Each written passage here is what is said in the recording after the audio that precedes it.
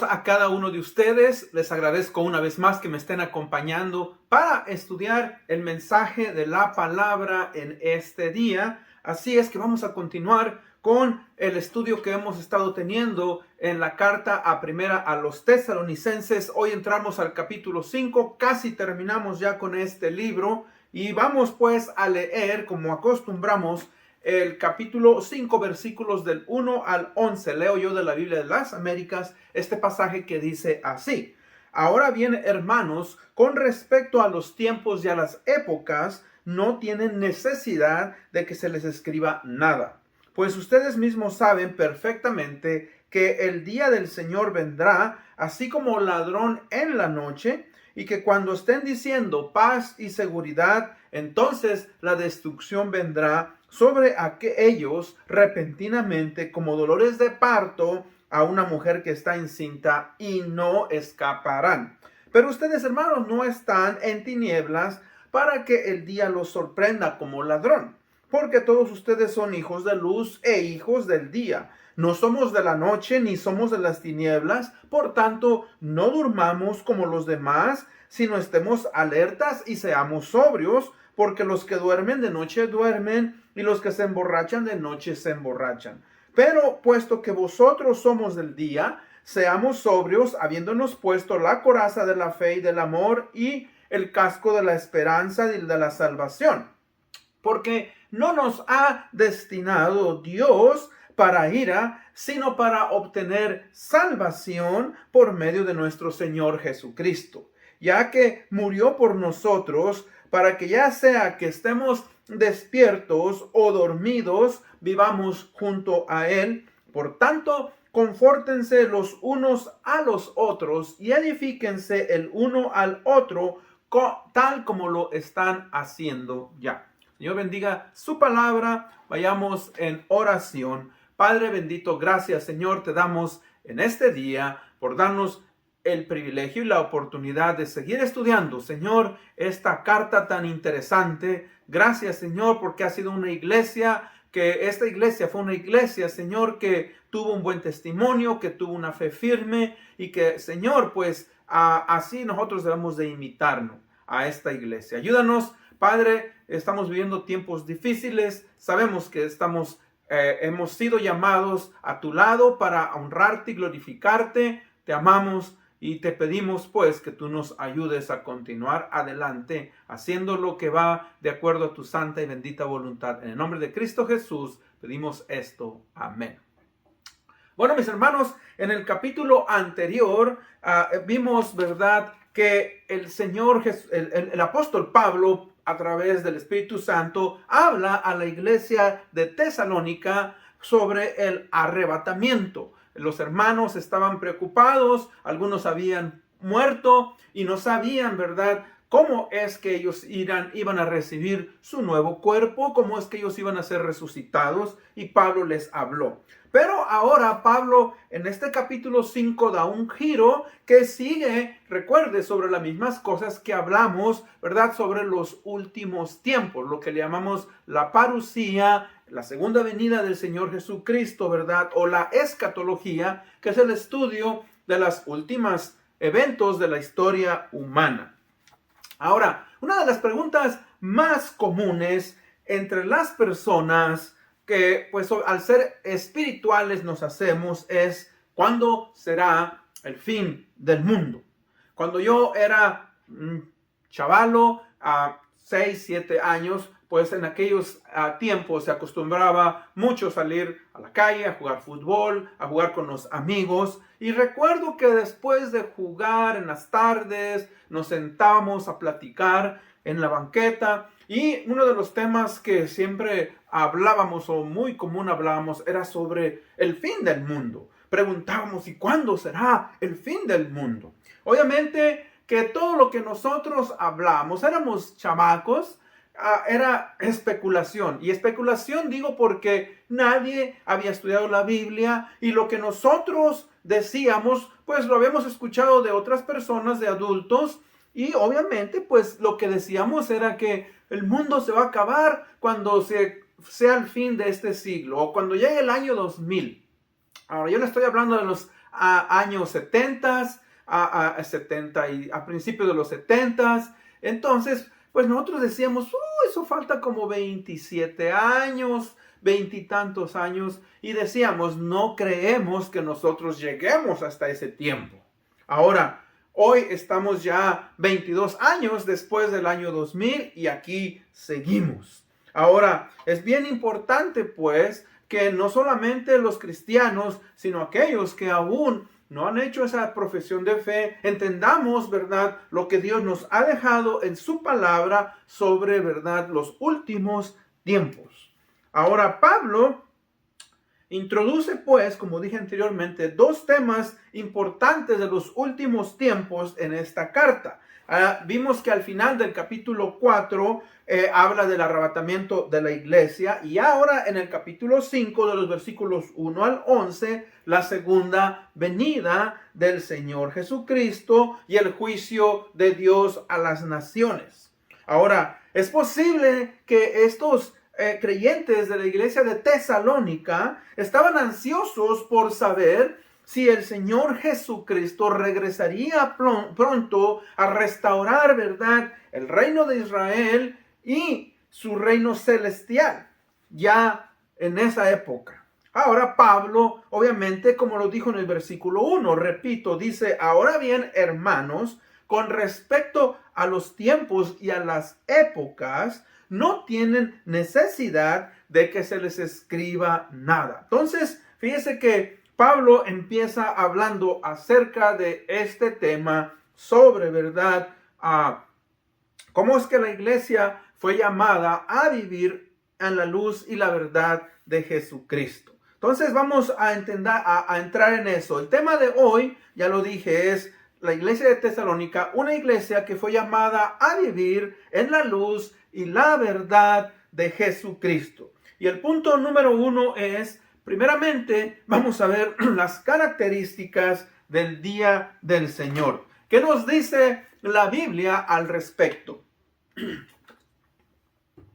Ahora, este es un tema que se tiene que estudiar con mucho cuidado, un tema, ¿verdad?, que debemos de prestar atención especial. Todo lo que está en la Biblia es especial, pero obviamente porque nos habla del regreso del Señor Jesucristo, y esto obviamente para la iglesia, para los creyentes, va a ser un evento de gran bendición, pero también será el comienzo del juicio más aterrador sobre los incrédulos, sobre los que no son creyentes. Ahora, ¿cuándo regresará el Señor? Bueno, ese es un evento que Pablo le está diciendo, no tienen que discutirlo. El regreso del Señor, ¿verdad?, es eminente, viene un día. Él regresará a esta tierra y solamente Dios lo sabe. Por lo tanto, dice él, no hay necesidad de estar discutiendo sobre los tiempos y las sazones. O sea que, fíjese que esta es una declaración que el apóstol Pablo tiene que hacer. Es una declaración fuerte. ¿Por qué? Porque él está queriendo advertir a aquellas personas, individuos religiosos, ¿verdad?, que se atreven a fijar fechas sobre la segunda venida del Señor Jesucristo. Ahora, recuerde, el mismo Jesucristo dijo, nadie lo sabe, ni los ángeles, solamente mi Padre que está en los cielos. Si usted estudia la religión cristiana, se va a dar cuenta que ha habido muchos individuos, personas que se han atrevido a decir, bueno, el Señor Jesucristo va a venir en tal fecha, y no solamente cristianos, sectas y otras personas, ¿verdad?, que estudian la Biblia, se han atrevido. Entonces, nosotros, al igual que Pablo lo está diciendo, no, ¿verdad?, tienen que preocuparse, porque dice el versículo 2, pues ustedes mismos saben perfectamente que el día del Señor vendrá así como ladrón en la noche. Ahora, antes de entrar a eso, fíjese que para los judíos esto era un evento muy importante. Cuando se habla de los tiempos y de las sazones, esto era un evento que apuntaba especialmente para los israelitas, ¿verdad?, la restauración de la nación de Israel. El plan que Dios tiene para la nación de Israel en los últimos tiempos. Ahora, esos hermanos eran gentiles. Ellos no eran judíos, pero me imagino que ellos, algunos tal vez tenían un pasado religioso, tal vez judío, habían ido a la sinagoga y sabían de eso y estaban ansiosos por conocer. En Hechos capítulo 1, versículos 6 y 7, como usted verá ahí en la pantalla, leemos. Dice, el Señor Jesucristo, antes de regresar al cielo, está con los discípulos y les dice, entonces los que estaban reunidos le preguntaron, Señor, ¿restaurarás en este tiempo el reino de Israel? Y Jesús les contestó, no les corresponde a ustedes saber los tiempos ni las sazones que el Padre ha fijado con su propia autoridad. La Biblia de las Américas. O sea, les está diciendo, no se preocupen por eso. Ahora, ese es capítulo Hechos 1.7 y el 1.8 les dice, pero, fíjense, pero recibiréis poder y recibiréis poder cuando haya venido sobre vosotros el Espíritu Santo y me seréis testigos en Jerusalén, en Judea, en Samaria y en toda la tierra. O sea, Él está diciendo, no se preocupen por eso. Ustedes apenas están empezando, estamos hablando aproximadamente hace 2000 años. Dice, ustedes tienen que compartir el Evangelio. Ahora, eso es algo que nosotros, hermanos, también tenemos que entender. No hay que tomar una preocupación excesiva. O sea, por ejemplo, he escuchado hoy, usted sabe, hemos pasado por la pandemia. Ahora que ha pasado un poco la pandemia, ya está más controlada, pues en Europa se tiene el conflicto en el cual ahora, ¿verdad? La nación de Rusia ha invadido a Ucrania y hay un peligro en el cual, ¿verdad? Se vayan a otras naciones a involucrar, como Polonia está tomando muchos refugiados de Ucrania, pues en cierta manera los están, ¿verdad? Amenazando. Y obviamente China y otros países que son comunistas, ¿verdad? Pueden apoyar a Rusia. Bueno, ahora, mucha gente tiene miedo. Muchas personas dicen, ¿será este el comienzo de la Tercera Guerra Mundial? ¿Será que vamos a morir todos por las armas nucleares? Tranquilos, tranquilas.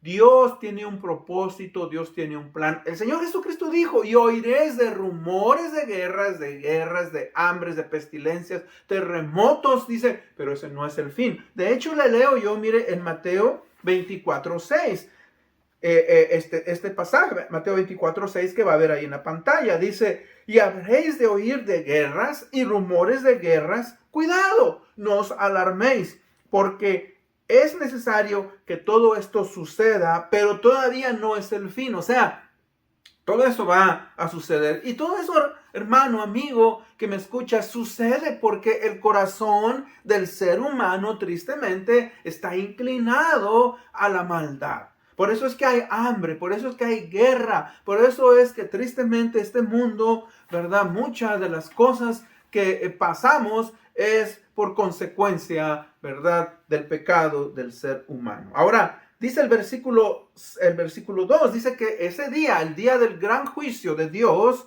después del arrebatamiento, viene el periodo de la gran tribulación, donde hay un gran juicio en las naciones, en el mundo. Y si usted quiere leer el libro de Apocalipsis, a partir del capítulo 6 del libro de Apocalipsis, ¿verdad? Vemos todo eso, cómo inicia, ¿verdad? Ahí con los sellos, luego las trompetas o las copas y los juicios de Dios en la tierra. Ahora, dice aquí la frase, así como ladrón en la noche, nos habla de que nadie sabe el momento en que un ladrón va a venir a robar. O sea, cuando el ladrón, ¿verdad?, viene, es cuando uno menos se lo espera. Nos toma por sorpresa.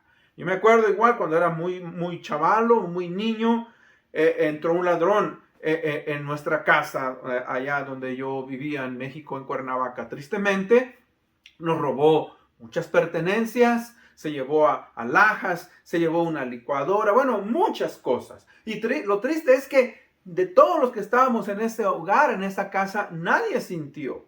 Y no sabemos, ¿verdad?, qué tan sigilosamente entró y cómo es que estos individuos, ¿verdad?, aprovecharon, pero entraron. Y pues tristemente nadie lo esperaba.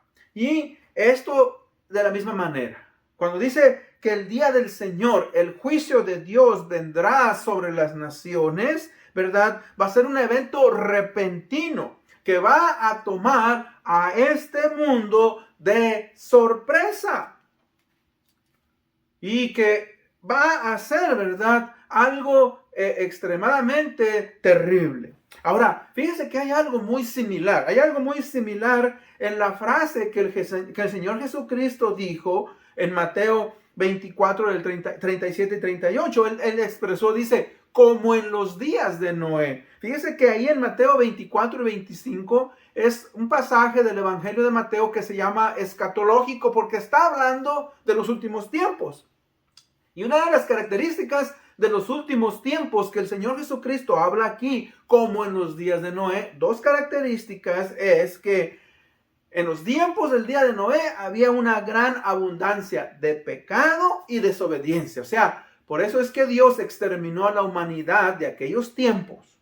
El juicio de Dios sobre el pecado del hombre. Y la otra característica era la gran preocupación de las personas por las cosas de este mundo, o sea, el materialismo, el dinero, las posesiones, la diversión, el poder. Y eso es algo muy similar en nuestros días. Por eso muchos que estudiamos la palabra de Dios estamos seguros de que el Señor Jesucristo vendrá pronto a llevar a su pueblo. Ahora, yo no le puedo asegurar si es en una semana, si es en 2 meses, en 2 años, en 5 años, en 10 años, en 15 años, pero obviamente que así como vemos las cosas, es posible que el Señor regrese prontamente. Y si no, pues aún así debemos estar preparados, porque recuerde, a nosotros podemos morir en cualquier momento. Y esa siempre es mi invitación. Mi invitación como estudiante de la palabra de Dios es que usted recuerde, hay un pasaje en el libro de 1 de Pedro 3:9 que dice, el Señor no retarda su promesa, según algunos la tienen por tardanza,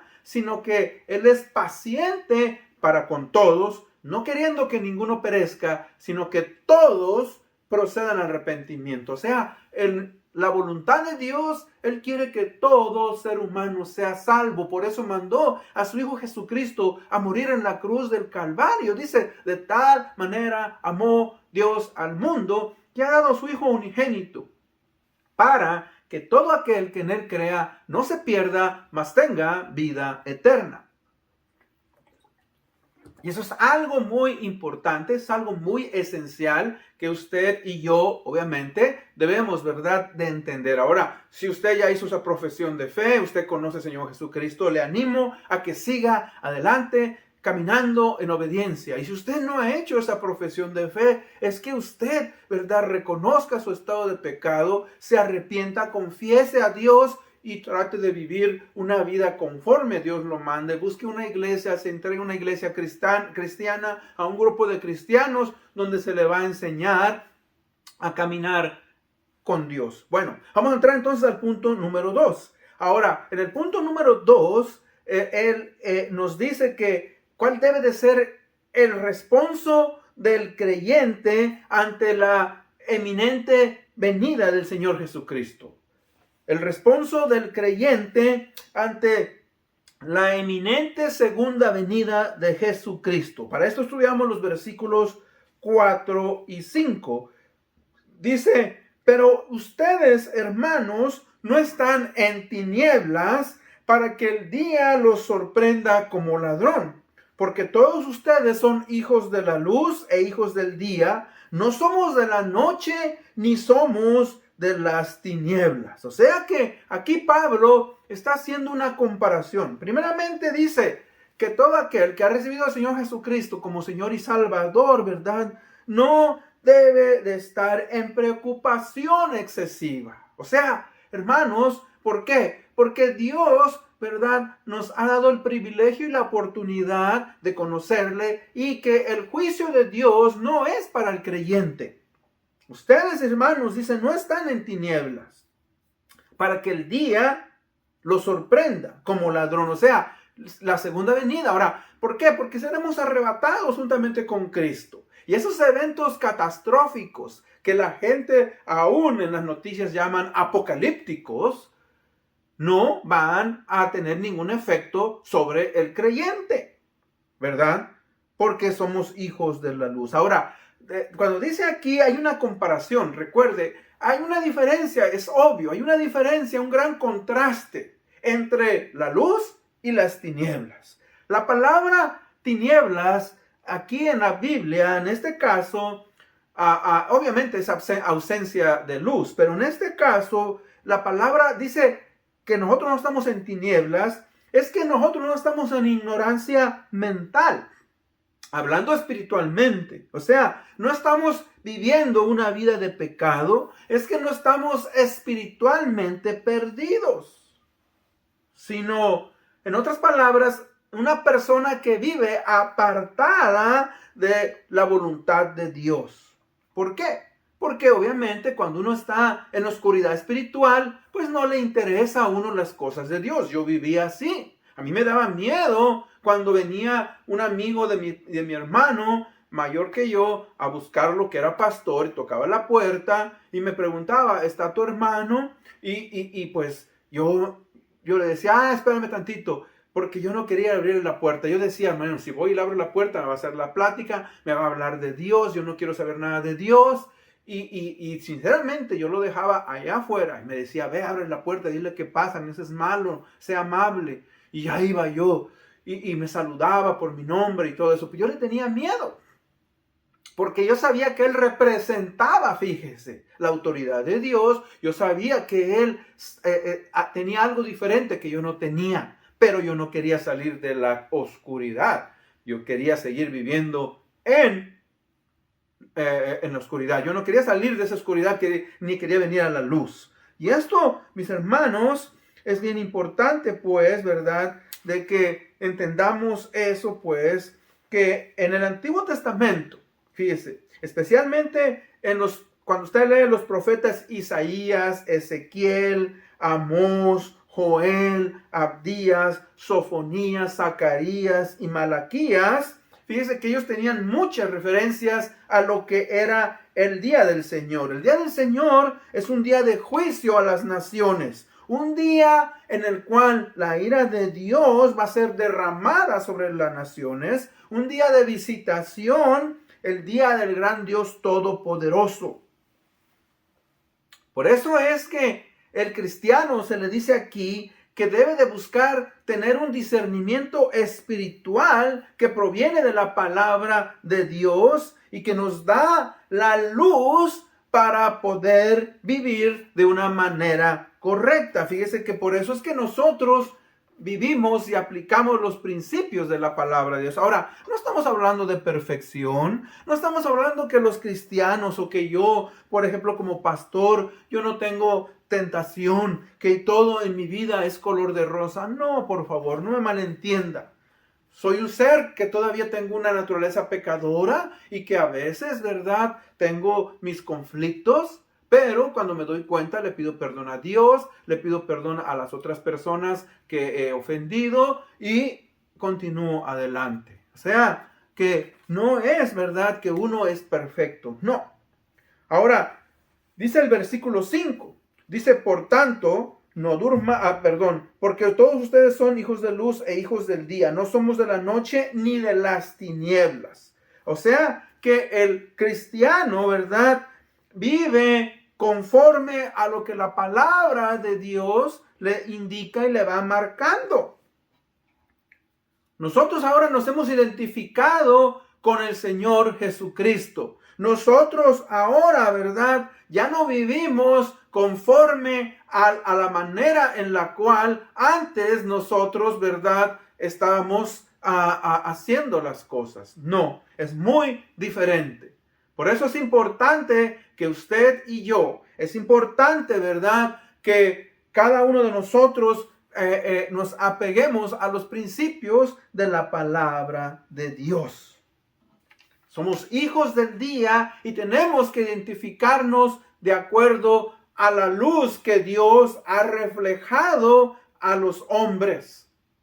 Por eso fíjese que vivir en luz es vivir en la verdad. Vivir en luz es vivir haciendo la voluntad de Dios. Vivir en luz quiere decir que vamos a hacer lo mejor que podamos para poder aplicar los principios de la palabra de Dios en nuestra vida.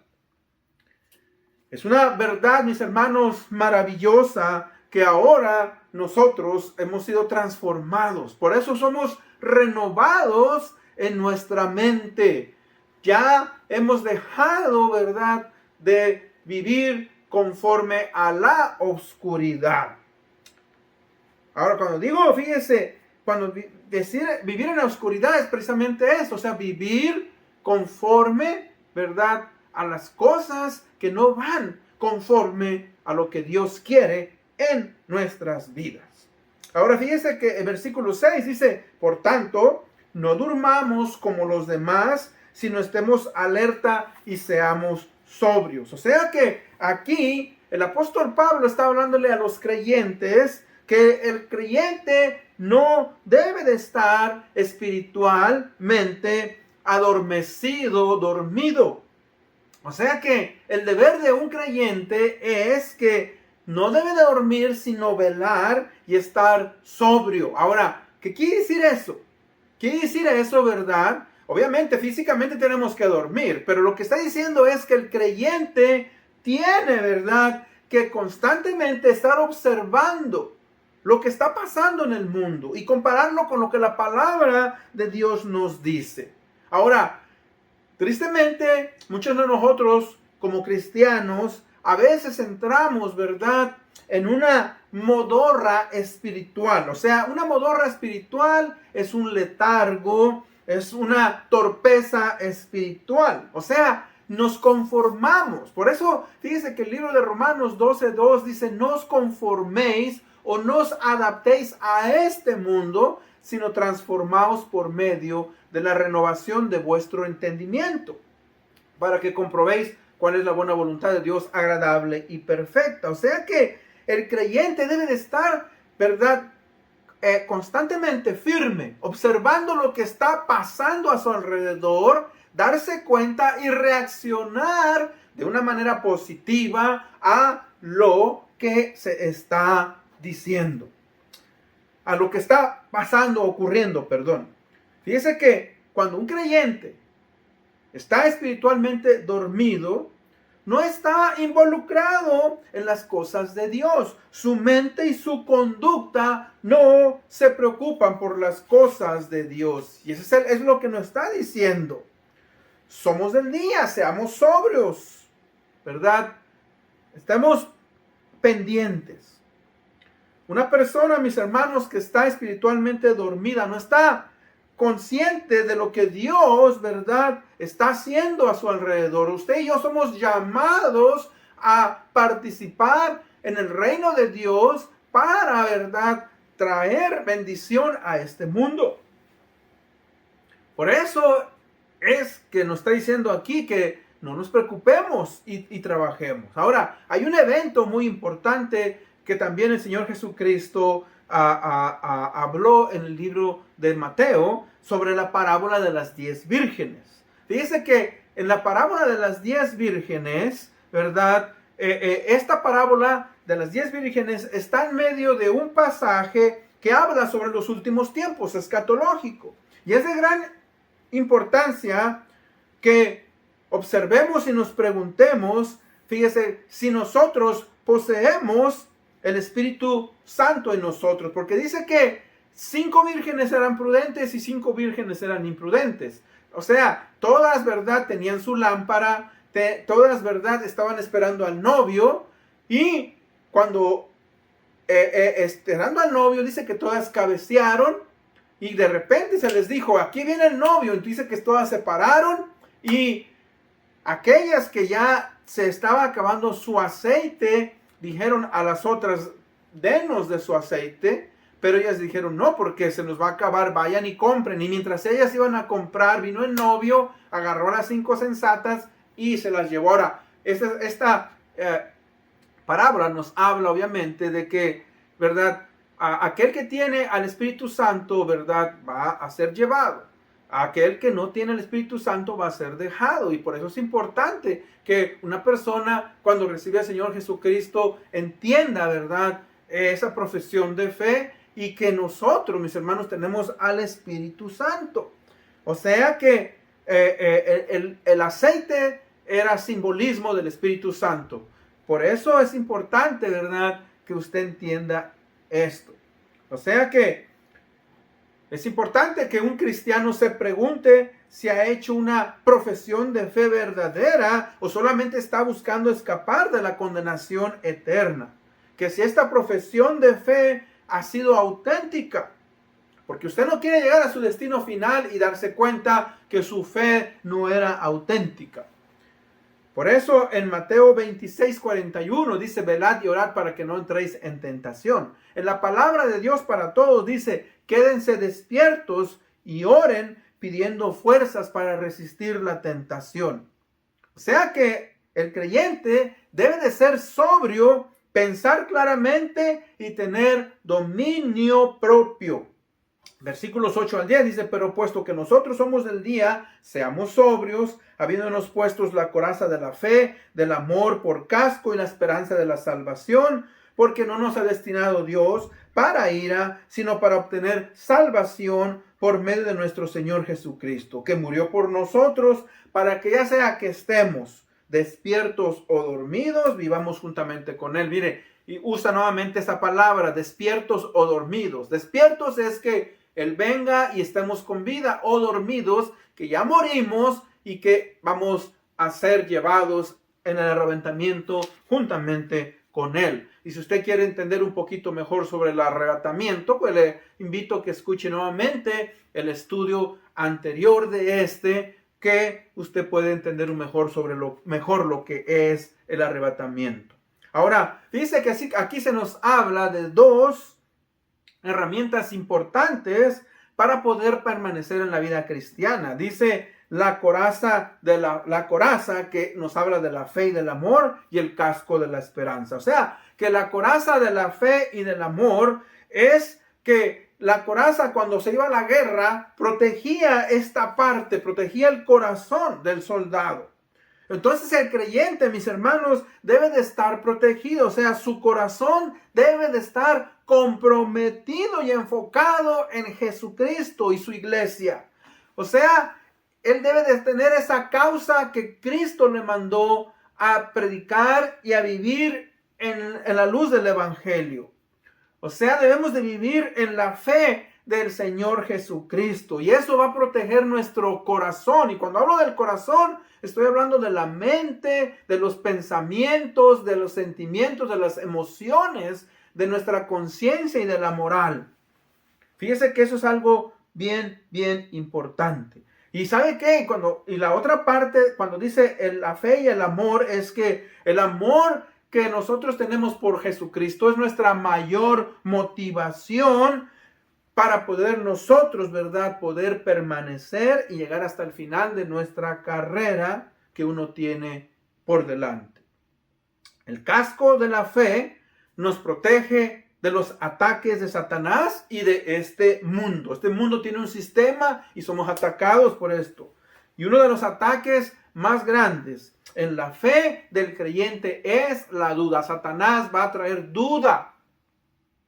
Y eso fue lo que pasó en el jardín de Edén. En el jardín de Edén, Satanás trajo la duda a Eva, a Adán, con que Dios ha dicho esto. No le crean. Y sabe que Satanás viene y trae duda en nuestro corazón, en nuestra mente. Y nosotros podemos ser, ¿verdad?, controlados y podemos caer en la duda. Por eso debemos de tener cuidado, ¿verdad? Tener siempre la esperanza de que Cristo está con nosotros.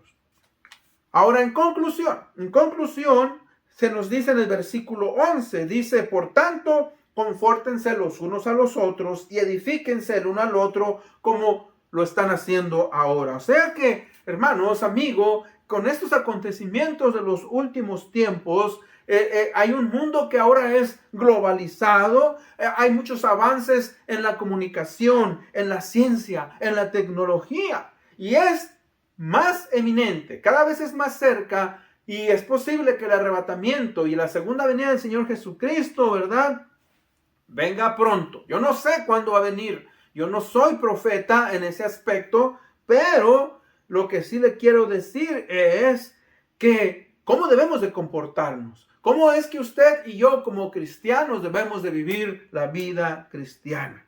Y Pablo aquí les hace un llamado a estos hermanos, y es un llamado para usted y para mí. O sea, que seamos fieles a la iglesia, que busquemos ministrarnos el uno al otro, que oremos juntos, que conversemos los unos con los otros, que deseamos, ¿verdad?, gente que estudia la palabra de Dios, la sana doctrina. Y que, hermanos, no seamos negligentes en cuanto a reunirnos en la asamblea como iglesia. Muy tristemente, mucha gente ahora con esto de la pandemia ha dejado de reunirse. No ve la importancia de la iglesia local. Y usted ha sido llamado, ¿verdad?, a incorporarse a la iglesia local, a servir, a ser de bendición en este mundo. Y ese es el llamado a ser fieles, llamado a servir. Sabemos, hermanos, que existen muchas ocupaciones, pero tenemos que dar la prioridad a reunirnos en la asamblea de la iglesia como hermanos y hermanas en Cristo. Y si usted aún no ha hecho esa decisión, yo le hago esa invitación para que pueda seguir adelante honrando y glorificando a nuestro Señor Jesucristo. Con eso en mente, vamos a ir en oración. Padre bendito, gracias, Señor, te damos por tu palabra. Sabemos que como hijos tuyos, Señor, debemos de permanecer firmes. Sabemos, Señor, que nosotros no hemos sido puestos para recibir tu ira. Ayúdanos, pues, a seguir adelante, amándote, honrándote, glorificándote. Te amamos, te honramos y te pedimos, pues, que sigamos adelante. Te pido por aquellos que tal vez están escuchando este mensaje y que aún, Señor, no han tomado esa decisión, que tu Espíritu Santo trabaje en sus vidas. Te amamos y esperamos el momento que tú vengas por nosotros para llevarnos, Señor, al cielo y estar contigo eternamente. En Cristo Jesús pedimos esto. Amén. Dios les bendiga una vez más. Gracias por acompañarme. Nos vemos hasta la próxima.